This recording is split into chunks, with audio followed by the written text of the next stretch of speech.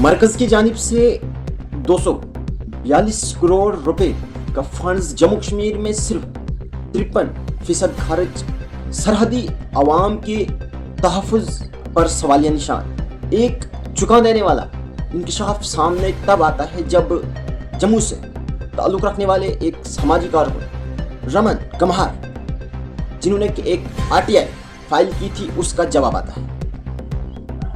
उसका जवाब कुछ इस तरह आता है कि मरकज़ की जानिब से 2020-21 से लेकर 2025 तक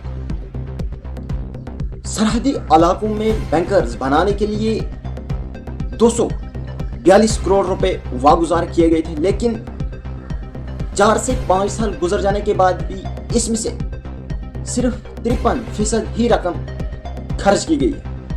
यानी कि अभी तक इसमें से सिर्फ 129 करोड़ रुपए ही खर्च किए गए हैं।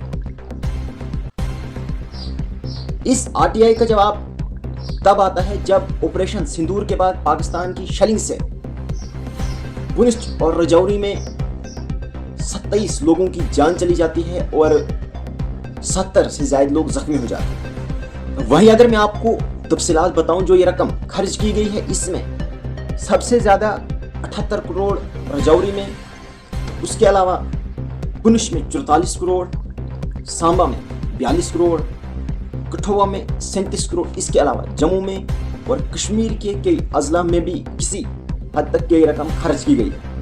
लेकिन कई हसास इलाके अभी भी ऐसे मौजूद है जहां पर बैंकरों की ज़रूरत तो बहुत ज़्यादा है, लेकिन सवाल यह है कि आखिर वहां तक ये रकम क्यों नहीं पहुंची। हालिया ऑपरेशन सिंदूर के बाद जब पाकिस्तान की शेलिंग हुई, उससे कई लोगों की जान चली गई और कई दिगर जख्मी भी हुए।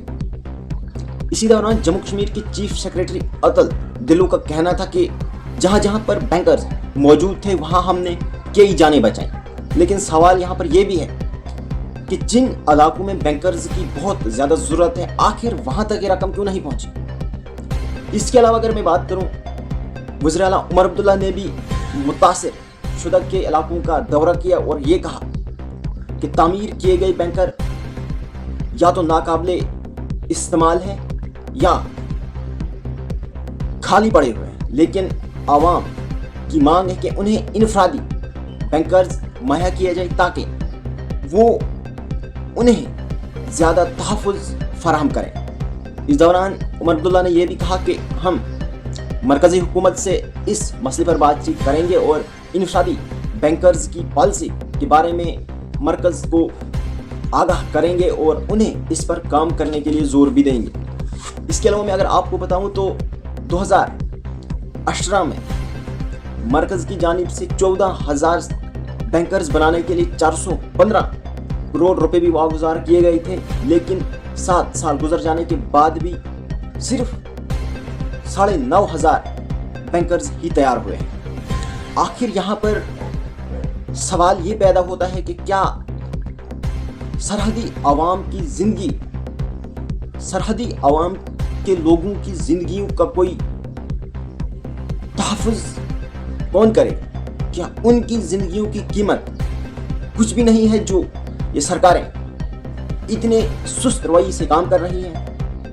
आपने देखा कि 2020-21 से 2024-25 तक माहौल भी काफ़ी पुरअमन रहा, जिस दौरान ये बैंकर्स बनाए जा सकते थे। लेकिन आखिर माहौल साजगार रहने के बावजूद भी सरकार ने इतना ढीला काम क्यों किया? सरकार के पास रकम होने के बावजूद भी